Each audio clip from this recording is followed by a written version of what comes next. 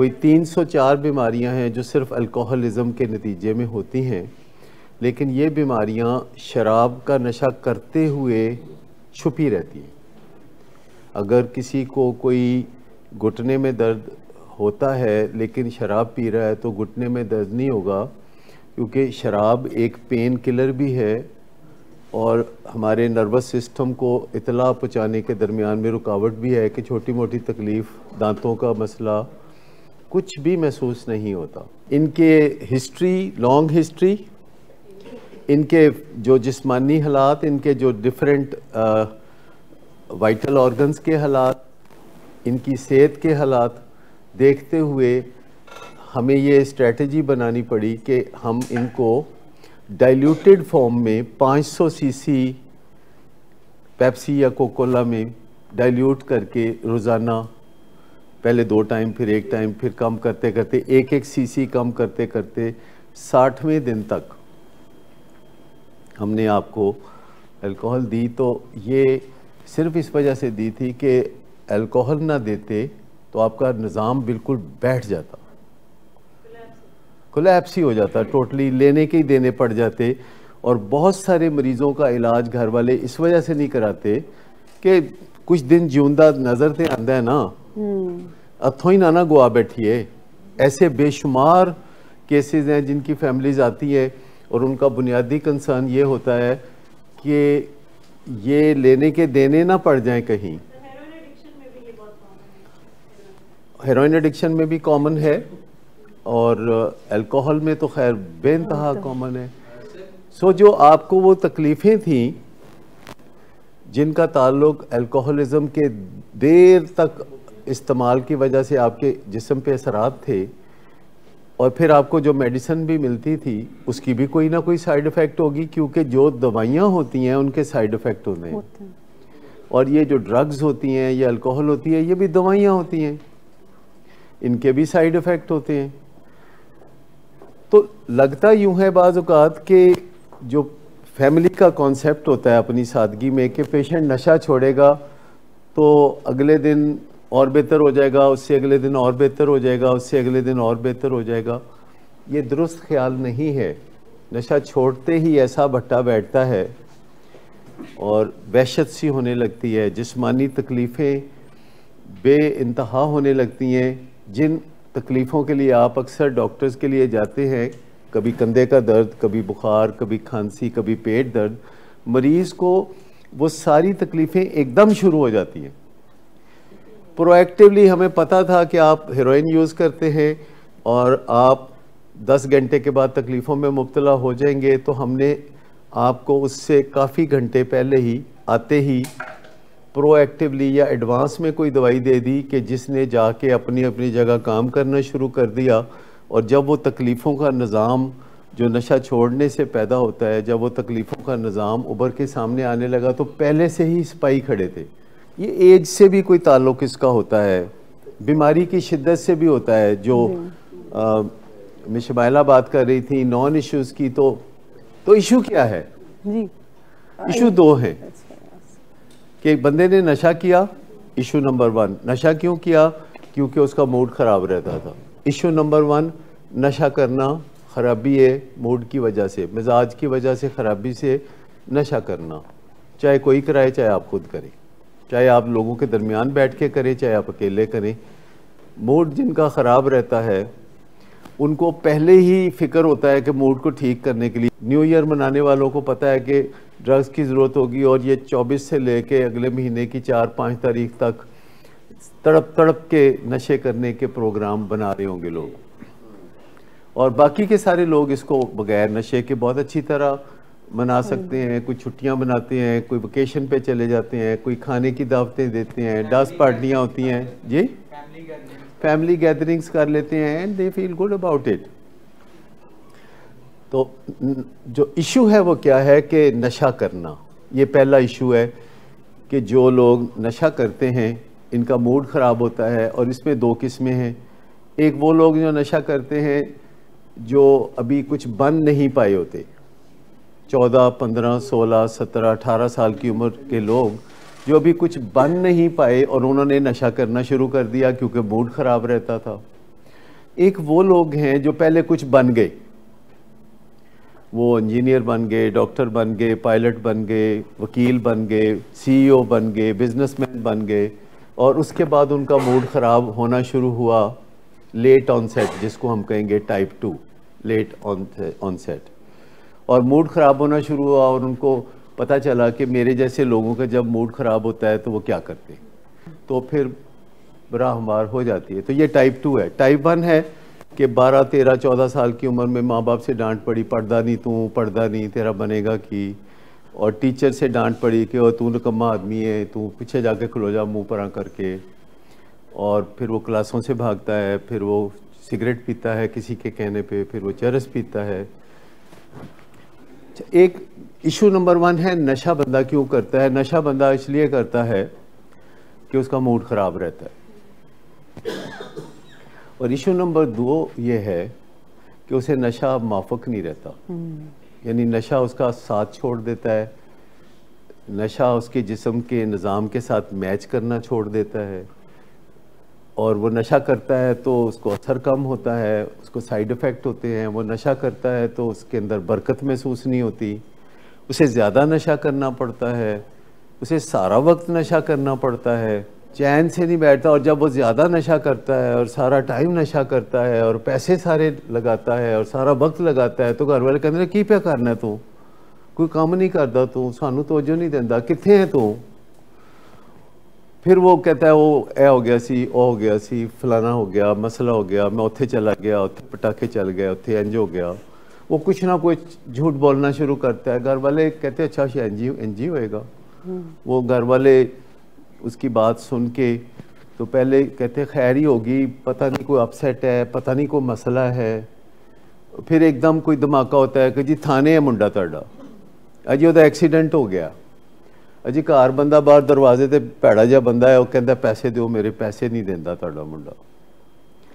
तो फिर उसको बुला के लान तान करते हैं। फिर वो कहता है माफ़ी दे दो, बस तुसी हुण कदी नहीं सुनोगे, आइंदा नहीं करूँगा, ये नहीं करूँगा, वो नहीं करूँगा, तुसी मैनू बचपन च प्यार नहीं ना दिता इस वास्ते कि नशा करना, ते तुसी मेरे नाल बड़ी ज़्यादती करते हो, मेरे भरा नू सारा कुछ दिंदे हो, मैनू कुछ नहीं देंदे, तुसी मैनू पैसे दो ना ढेर सारे, गड्डी नहीं लैके देंदे, तुसी मैनू फलानी शै नहीं लैके देंदे, तुसी मैनू वो शै लै दो ना, तुसी गड्डी लै दो ना वड्डी, तो फिर मैनू नशा करने की जरूरत ही कोई नहीं, मैं मूड नू चुक के रखांगा गड्डी दे उत्ते। तो कहते अच्छा शायद इंज ही हो जाएगा, चलो साढ़े कोल पैसे ने, पैसे कादे लिए होंदे ने, कादे लिए होंदे ने पैसे। तो ये घर वाले कहते हैं हो जाएगा काम ਇਹਦੇ ਨਾਲ।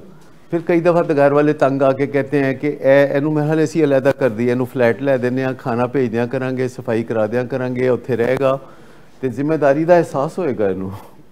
घर वालों की लॉजिक है कि ਇਹਨੂੰ फ्लैट लै देंगे, उत्थे ਇਹਨੂੰ रखांगे वखरा, तो उत्थे ਇਹਦੇ ਜਿਹੜੇ एडवाइज़र आएंगे ना, अजकल तो एडवाइज़र भी बड़े ढेर सारे होंगे ने ना, तर्जमान और एडवाइज़र, वो जो सारे आके तो ਇਹਨੂੰ रोज़ समझान करनगे कि काका तू नशा ना करया कर, तो वो फिर समझाते रहनगे ਇਹਨੂੰ, तो घरों खाने शाने भी जाते रहनगे, तो समझाद्या जो थक जाएंगे तो फिर थकिया तो नशे का बंद है ना, हक बंद है ना। फिर जो समझा के थक जाते हैं, वो समझ के थक जाता है, तो फिर कहते हम नशा कर लेने, अज आखिरी दिन कर लेने रल के, फिर उस तो बाद नहीं करांगे, फिर समझन का काम शुरू कर देंगे। तो दो इशू ने बेसिकली कि नशा करता क्यों है और एडिक्ट क्यों बनता है।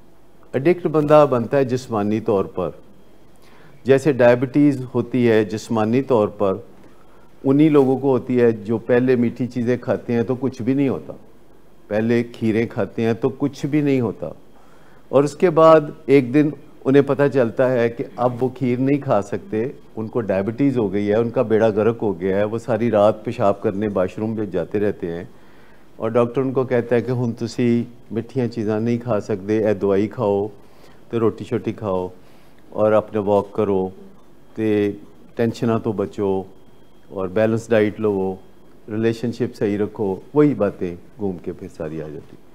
ये डायबिटीज़ जैसी बीमारी है, जिस्मानी बीमारी जिसको एडिक्शन कहते हैं, और ये नशा करने वालों में से कुछ को होती है, नशा करने वालों में से सबको नहीं होती, मेजॉरिटी को नहीं होती। मेजॉरिटी को, अक्सरियत को नशा करने के बावजूद नशे की बीमारी नहीं होती, लेकिन कुछ हैं जिनको नशे की बीमारी हो जाती है। फिर नशे की बीमारी भी सबको एक जैसी शिद्दत के नहीं होती। किसी को बस पहला गेयर लग जाता है बीमारी का, पहला गेयर ही चलता रहता है, किसी को फिर दूसरा गेयर लग जाता है, तीसरी को फिर किसी को तीसरा गेयर लग जाता है, फिर चौथा गेयर लग जाता है, फिर वो हाईवे का गेयर लग जाता है।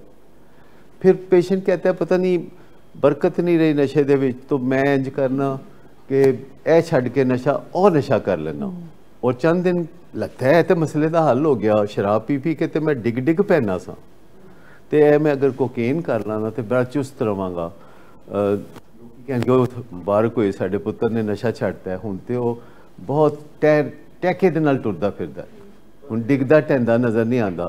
तो पुत्तर की कर रहा हुंदा, शाम नूं पहले शराब पींदा है, तो जो डिगन टैन वाले हालात हो जाते हैं तो फिर कोकेन इस्तेमाल करता है। जहाज पहले नीचे आता है, उस तो बाद फिर चुक के उत्ते लै जाते हैं। वो पता है जहाज थले आया हो तो चुक के उत्ते ले जाओ तो फिर की होंदा है।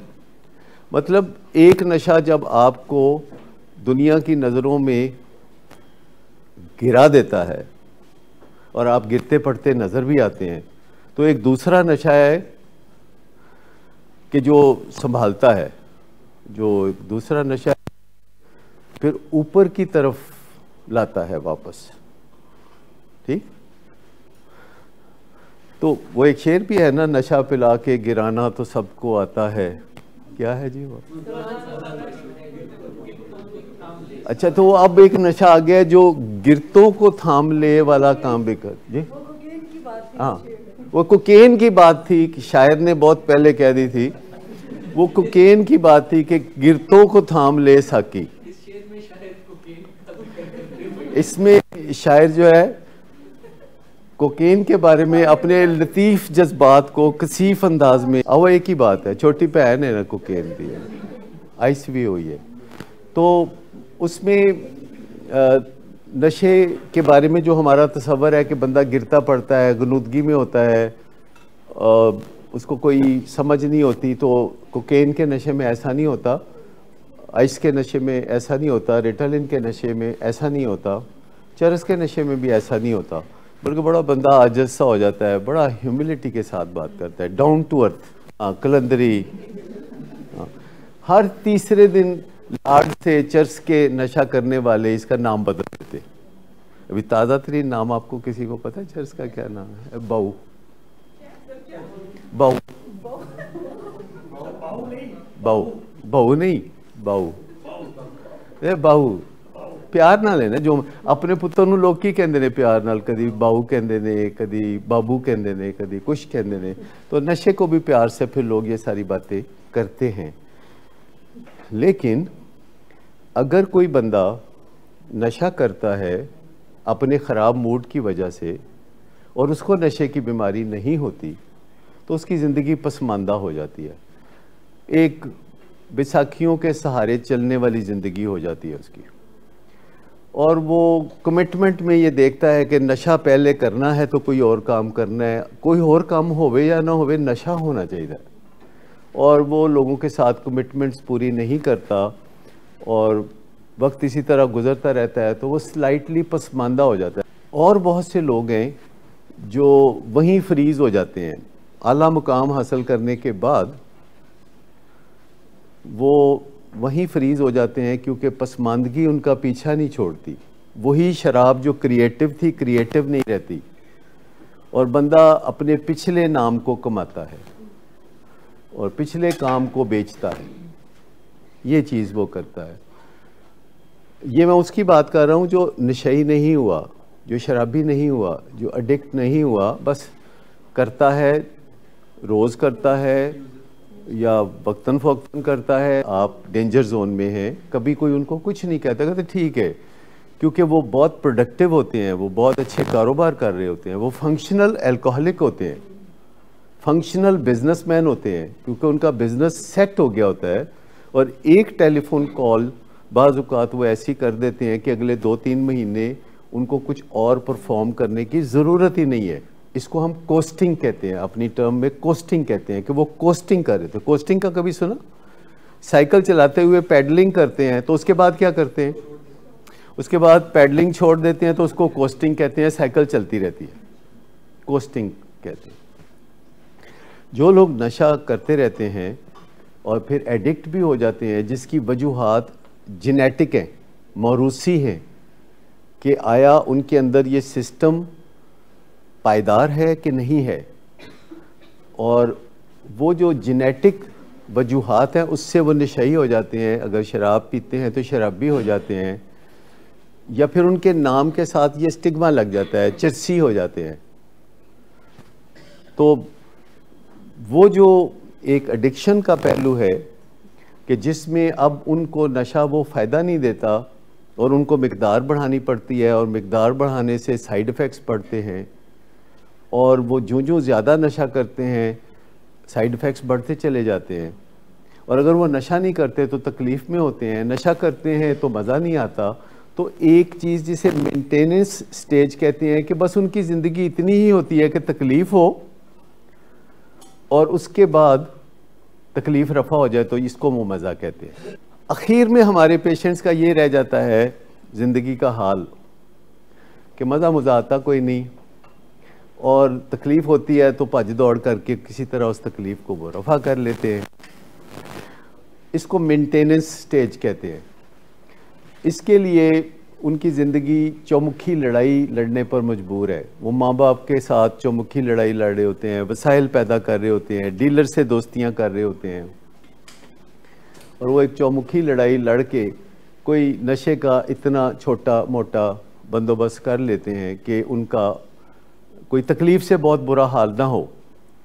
हत्ता कि जो कुड़की के दिन होते हैं ना, कुड़की के दिन, उसमें जिन लोगों के पास नशा होता भी है तो वो नहीं करते, कहते हैं तकलीफ़ हो ले पहले। यानी सुबह उठते हैं और तकलीफ़ कोई नहीं हो रही, और वो हेरोइन नहीं करते क्योंकि उनका ख्याल है कि तकलीफ़ होएगी तो फिर बहुत मज़ा आएगा। तो तकलीफ़ का इंतज़ार करते हैं, फिर उनको थोड़ी तकलीफ़ शुरू होती है, फिर वो बड़ा इंतज़ार करते हैं, सिगरेट बनाते हैं, उसके साथ लाडियाँ करते हैं, उसके इर्द गिर्द हाथ फेरते हैं, पता नहीं क्या क्या करते हैं, और अल्टीमेटली ये सब कर करा के तो फिर बहुत सख्त तकलीफ़ जब शुरू होती है, ऐसे लगता है कि ईंटों का पूरा ट्रक ऊपर ही आके गिर रहा है। तो फिर वो जो है नशा करते हैं, जिससे उन्हें बस सोना होके लगता है नशा। जैसे कि आपको बहुत भूख लगी हो और आपको दाल भी मिले तो आपको बहुत मज़ेदार लगती है, लेकिन अगर आपको भूख कोई नहीं लगी हुई तो फिर आपको चिकन या मटन भी अच्छा नहीं लगता। हर सुबह का आगाज़ ही ऐसे होता है कि अपने आप को तकलीफ़ों के हवाले करना। बड़ी मिज़रेबल ज़िंदगी होती है, बड़ी तकलीफ़देह ज़िंदगी होती है, और ये इशू है कि उस बंदे के साथ ये बदकिस्मती हो गई है जिसका नशे का शौक ही बड़ा है। यानी जिस बंदे को शौक ही बड़ा है नशा करने का, और वो कहता है डॉक्टर साहब मैंने शराब बहुत चंगी लगती है, मैं कहता हूँ पर बैड न्यूज़ ये है कि शराब जो है वो आपके साथ ताल्लुकात अच्छे बना के अब नहीं रख सकती। शराब ने फ़ैसला किया है कि वो आपके साथ नहीं चल सकती, और आपके जिस्म के अंदर जो हालात हैं उनके साथ मिल के शराब का कोई मैच नहीं बन रहा। वो बंदा जिसको नशे का बड़ा शौक़ है, उसके साथ ही जिस्मानी मिसहैप हो गया है, इशू हो गया है। इशू ये है, और जिस बंदे के साथ भी ये इश्यूज़ हैं उसकी ज़िंदगी में प्रायोरिटी क्या होनी चाहिए? जिसके साथ ये इशू है कि उसका मूड ख़राब रहता है, जिससे नशे की ज़रूरत पड़ती है और वो नशे करता रहता है, अब नशे उसका साथ देने के लिए तैयार नहीं है, तो अब क्या करने की ज़रूरत है? अपना मूड ठीक करे या क्या करे? अपने मूड को किसी और तरीके से संभाले या नशे बदल बदल के देखे? ठीक है मुझे नशा पसंद है, लेकिन मेरे जिस्म में नशे के साथ निबाह की सलाहियत नहीं रही, मेरे जिस्म में कोई डिफेक्ट हो गया है जो जेनेटिक इन नेचर है, जो इरिवर्सिबल है, जो कभी ठीक नहीं हो सकता। ये मेटाबॉलिक एरर है, इशू ये है। और वो क्या कहता है कि इशू ये है कि मेरी तालीम का क्या होगा? सारियां तालीमां इत्थे आके याद आंदियां, सारे कारोबार इत्थे आके याद आंदे ने, सारे काम जिंदगी दे चंगे इत्थे आके याद आंदे। देखिए वो हमारी अपनी मोहब्बतें भी हैं ना जो बीच में नॉन इश्यूज़ को लाती हैं कि मरीज़ को देखना हाथ पकड़ के उसका अद्धा नहीं रह गया तो पहले ਇਹਦਾ ਮਤਲਬ ਹੈ ਸਾਨੂੰ ਆਉਂਦਿਆਂ ਪਹਿਲੇ ਮਰੀਜ਼ ਨੂੰ ਨਾਪ ਲੈਣਾ ਚਾਹੀਦਾ ਹੈ ਕਿ ਕਿਤੇ ਅੱਧਾ ਹੋ ਜਾਏ ਤੇ ਫਿਰ ਪਤਾ ਲੱਗ ਜਾਏ ਕਿ ਅੱਧਾ ਤੇ रंग पीला हो गया, एक आंख छोटी बड़ी हो गई। क्योंकि कभी पता नहीं, मुझे आज तक नहीं समझ लगी कि हमारे मरीजों की यहाँ आते ही हमारे पास एक आंख छोटी और एक आंख बड़ी क्यों हो जाती। घर में कभी नज़र ही नहीं पड़ती और नज़र पहन ही नहीं देता, चटकी फटकी इधर उधर। नशे ने सेट भी रखा होता है, नशे ने सेट भी तो करके रखा होता है ना। नशे ने किसी न किसी तरीके से वो मूड की ख़राबी ठीक करके दी होती है, इब्तदा में, बाद में भी थोड़ा बहुत। नशा कितना भी निकम्मा हो जाए, कुछ ना कुछ तो हेल्प कर रहा होता है रो पेट के तरीक़ों से। वो घर से स्निफ़ करके आए हुए थे, अब जिस बंदे ने भी स्निफ़ की और हमारे पास आ गया है तो आप समझें कि नशा उसके जिस्म में है भी और नहीं भी है। क्योंकि स्निफ़ की हुई है, फेफड़ों में है, तो वो जिस्म में नहीं है। जिस्म में वो जाएगा बाद में। उसने वो एक राशन डिपो बना लिया है फेफड़ों के अंदर और वहाँ से वो जिस्म में जाएगा। शाम को मरीज़ दाखिल होता है ढेर सारी स्निफ़ करके कि मैं कल परसों तक का कोटा आज ही कर लूँ, और रात को वो सारी की सारी फेफड़ों से जो हेरोइन है वो खून में चली जाती है, सेंट्रल नर्वस सिस्टम डाउन हो जाता है, प्यूपल बंद हो जाते हैं और ज़िंदगी का चिराग गुल होने के करीब होता है। और ऐसे मरीज़ को फिर सारी रात बार बार हम चेक करते हैं, फिर कहता है जी मुझे डिस्टर्ब क्यों करते हैं। बाहर से डॉक्टर बुला के उनको कहते हैं जो उस शोबे के माहिर हों, जो रात की ड्यूटी पे होते हैं, ऑन कॉल होते हैं, उनको कहते हैं आवरली आओ। मैं आपको बताऊं कि बाज़ औक़ात जो इंतज़ार है बहुत तकलीफ़ दे होता है, पर इंतज़ार बहुत ज़रूरी होता है। आप अगर इंतज़ार करना सीख लें पेशेंटली ग्रेसफुली, तो आधी जंगें आप इंतज़ार से जीत सकते हैं। जो बेचैनियाँ पैदा करके हम जंगें हारते हैं, आधी जंगें हम सिर्फ सब्र से और इंतज़ार से जीत सकते हैं। हमारे पेशेंट जब सुधर जाते हैं ना, तो ये कोई बीच की चीज़ नहीं रहते, ये फिर बहुत आला बनते हैं, और अगर बहुत आला ना बने तो फिर वापस वो पहले से भी ज़्यादा खराबी की तरफ। तो हमारी जिद्दोजहद तो सिर्फ एक है कि इंच इंच करके चींटी की तरह ये मरीज़ वो मरीज़। एक्चुअली आपका प्रॉब्लम ये है कि आपका एक ही बच्चा है, यूजुअली किसी के दो होंगे, तो आपने तो सारी खुशखबरियाँ उससे लेनी है। आपका तो एक बच्चा है जो एडिक्शन में है और आपने सारी खुशखबरियाँ उससे लेनी है, और अगर खुशखबरियाँ बंद हो जाएं तो आपकी रूह कब्ज़ हो जाती है। जो सबसे ज़्यादा हमारी पॉलिसी है, जो कि हम चाहते हैं कि आप भी उसी पॉलिसी पे चलें ताकि आपके ये मसले हल हो जाएं, वो है ऑनेस्टी एंड ट्रांसपेरेंसी। इलाज तो है, लेकिन कभी वो इलाज बहुत कामयाब होता है, कभी नहीं होता। मिसाल के तौर पर ये जो ज़ोंबी होने की कैफियत है, इसका इलाज है कि कैमाड्रिन की एक गोली दे दें तो फ़र्क आता है, लेकिन सबको नहीं आता। ज़ोंबी मतलब जैसे ऐसे करके रोबोटिक जो होते हैं, तो सबको नहीं, सबको साइड इफ़ेक्ट नहीं होते, सबको उस दवाई से आराम नहीं आता जो साइड इफ़ेक्ट्स की दवाई होती है, लेकिन इससे कोई परमानेंट नुकसान नहीं होता। इससे जितने दिन दवाई इस्तेमाल करें उतने दिन ये तकलीफ़ नज़र आती है और पेशेंट को एंग्जाइटी होती है, जिसमें पेशेंट अपना पाँव हिला रहा होता है, अपने टांग को मूवमेंट कर रहा होता है, तो हम वॉच कर रहे होते हैं, यहाँ भी देख रहे होते हैं। और फिर शाम को ये वाहिद जगह है जहाँ हर वक्त की दवाई फ्रेश लिखी जाती है, यानी ऐसे नहीं है कि ये दवाई 9 दिन दे दो, नहीं। यहाँ तक होता है कि 8 o'clock दवाई दी है तो मैं कहता हूँ फ़िलहाल ये दो, 11 बजे फिर मुझसे बात करना, फिर मैं कहता हूँ अच्छा 1 बजे फिर मुझसे बात करना, तो ताकि किसी तरह अंदाजे की गलती से मरीज़ को नुकसान ना हो जाए। और पूछ ले अच्छा 11 बजे मैंने दसना की पे कर दे, तो फिर जाके देखते हैं कि 11 बजे क्या कर रहे हैं, फिर मुझे बताते हैं। जी, जो ट्रेमर्स हैं इनको आप, अब मैं अजीब बात करने लगा हूँ, इन ट्रेमर्स को आप नेसेसरी ट्रेमर्स समझ लें। अब इससे क्या मतलब निकालेंगे आप? जी, ये बहुत ज़रूरी है, क्योंकि आपका मसला दूसरा है जिसकी वजह से इन ट्रेमर्स को रोकने की शदीद कोशिशें अगर की जाएंगी तो वो आपके बेहतरीन मुफाद में नहीं होगा। और वो ट्रेमर रोकने की बेहतरीन कोशिशें ये हो सकती हैं कि आपकी दवाई सारी कम कर दी जाए या आपको कैमोड्रिन वगैरह बहुत ज़्यादा दे दी जाए। दोनों सूरतों में आपका इन दी लॉन्ग रन कोई नुकसान होगा, यहाँ तो आप कंफर्टेबल हो जाएंगी। इन दी लॉन्ग रन आपका मर्ज़ वहीं रहेगा, क्योंकि एक साइड इफ़ेक्ट जो होता है बाज़ औक़ात वो मैंडेटरी साइड इफ़ेक्ट होता है। कुछ साइड इफ़ेक्ट ऐसे होते हैं जो कि मज़ेदार होते हैं।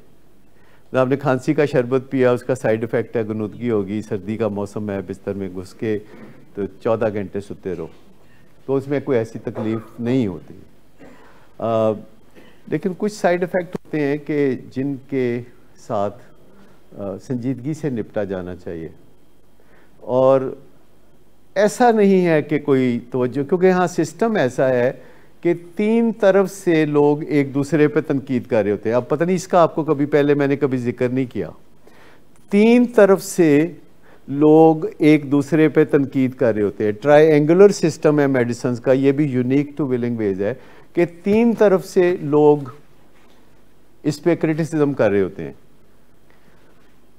एक पीछे बैठे हुए हैं डॉक्टर अयाज, डॉक्टर मरियम, इनका काम है कि दवाई को क्रिटिकल नज़र से देखना और तनकीद करना और रोज़ाना नोट्स लिखना कि इंज हो रहा है तो इंज हो रहा है तो इंज हो रहा है।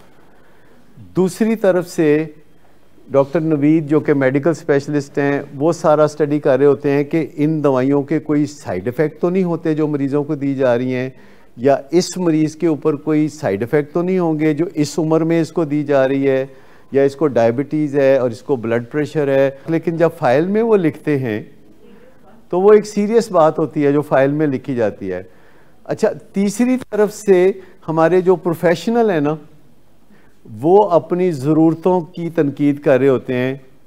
यानी मिस शमाइला या मिस आमना या नदीम नूर, वो अपनी जो कामकाज है, जो काउंसलिंग है, उसके अंदर जो मुश्किलात पेश आ रही होती हैं, वो जो तीसरी तरफ से यानी जिन्होंने तनकीद करनी होती है, वो 12 प्रोफेशनल्स हैं कि जिन्होंने आपसे 1 to 1 या आपकी फैमिली से काम करना होता है, और वो कह रहे होते हैं कि हमारे ख्याल में ये दवाई जो है बढ़ानी चाहिए, हमारे ख्याल में ये दवाई देनी चाहिए।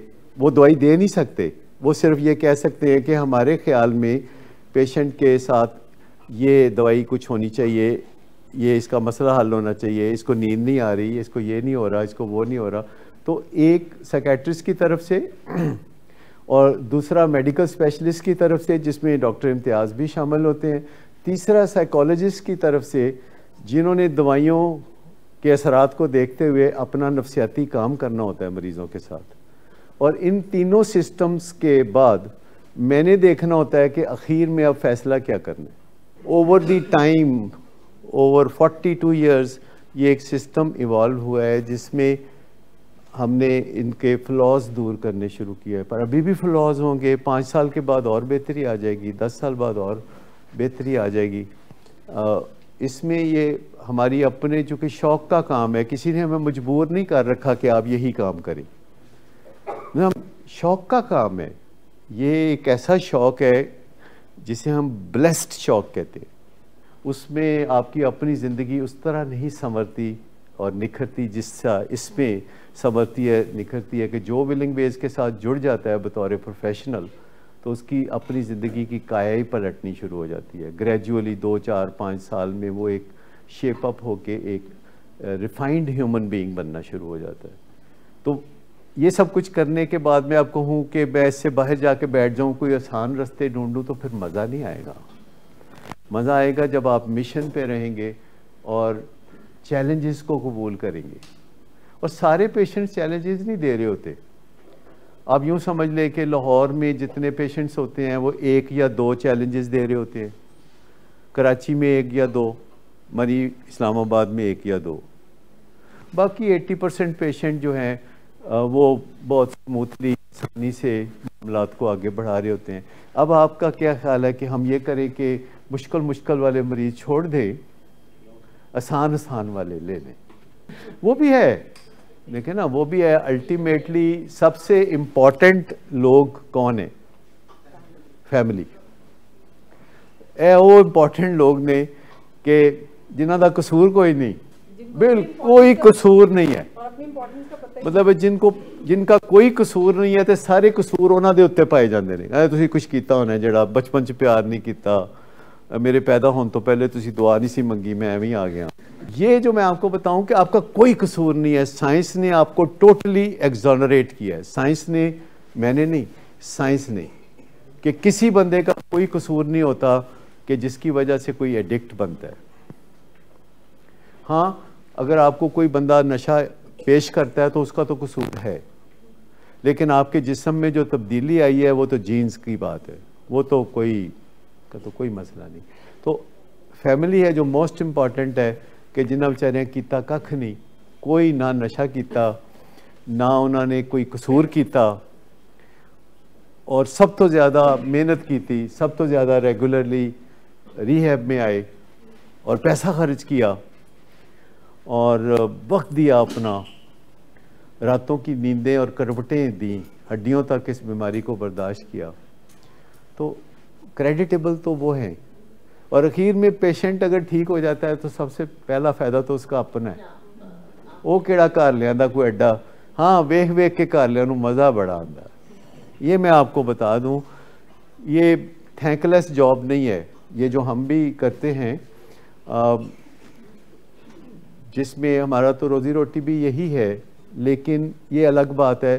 पर इसमें जो कुछ हमें रुपए पैसे के अलावा मिलता है उसकी कीमत दुनिया की किसी करेंसी में नापी नहीं जा सकती। वो प्राइसलेस है, और वो चीज़ ऐसी चीज़ है कि जिससे हमारी ज़िंदगी के अंदर सारे फूल खिलते हैं, खुशबुएँ आती हैं। मैं पैसे की अहमियत को कम नहीं करना चाहता, लेकिन मैं पैसे के बारे में पैशनेट नहीं हूँ। मैं पैसे को एक एनर्जी समझता हूँ। मैंने पैसे का इस्तेमाल अपनी ज़िंदगी में जो किया है वो 99% ऑर्गेनाइजेशंस बनाने के लिए किया। मेरी ज़िंदगी में जो पैसे का इस्तेमाल है 99% सिर्फ उसका ताल्लुक ऑर्गेनाइजेशनल ग्रोथ है कि अच्छा ये ऑर्गेनाइजेशन बना दें, ये डायबिटीज़ का बना दें, ये कराची समुंदर के किनारे, तो मुझे उसमें बड़ा मज़ा आता है कि अच्छा चलो अब ये फलाना कर दें, अब फलाना कर दें, कोई नया काम कर दें जो पहले नहीं होता, कि वो काम इनोवेशन, नई नई चीज़ें पढ़ते रहे। और फिर जब आप में से कोई रिकवरी की मंजिल तय करता है और मुझे विलिंग वेज में आता जाता दिखाई देता है, तो पता नहीं मुझे बड़ी एक अनजानी सी खुशी होती है। आप में से कुछ अब जो हैं वो अकेले भी आ जाते हैं, कुछ माँ बाप के साथ आते हैं, कुछ फैमिली के साथ आते हैं एज ए होल, लेकिन आपको देख के मुझे खुशी होती है। आपको पता नहीं, इसका पता हो सकता है कि नहीं हो सकता। तो जो ये बाकी सब है, नाम लेना ज़रूरी नहीं, लेकिन आप में से जिस पे भी नज़र पड़ती है, जो फॉलोअप में आते हैं और कुछ बातें सीखते हैं, फिर घर जाके अब एक शिकायत मैं आपको बताऊं बड़ी कम हो गई है पहले की निस्बत। वो जो उदास नाराज़ वाली बात थी वो कुछ कम हुई। मेरा ख्याल है कि ये बात के भी वखरा बड़ा रहिंदा है जी, पता नहीं उत्थे बैठ के उत्ते रोटी खांदा है, और माँ बाप घबरा जाते हैं कि अगर वाशरूम बंद कर लिया है तो माँ बाप बड़ा घबरा जाते हैं कि पता नहीं अंदर कोई एटम बम ना बना रहा है। ये चीज़ें जो होती हैं, तो कई दफ़ा हमारी ज़िंदगी में भी एंग्जाइटीज़ होती हैं, अपनी लाइफ की एंग्जाइटीज़ होती हैं, लेकिन कई दफ़ा वो आप में से किसी को देखते ही वो एंग्जाइटीज़ वैनिश हो जाती हैं कि अच्छा ये कितना फ़र्क पड़ गया इसको। मेरी दुआएं हैं आप सब के लिए, और मैं कहता हूँ कि अल्लाह आपकी जिद्दोजहद कामयाब करे।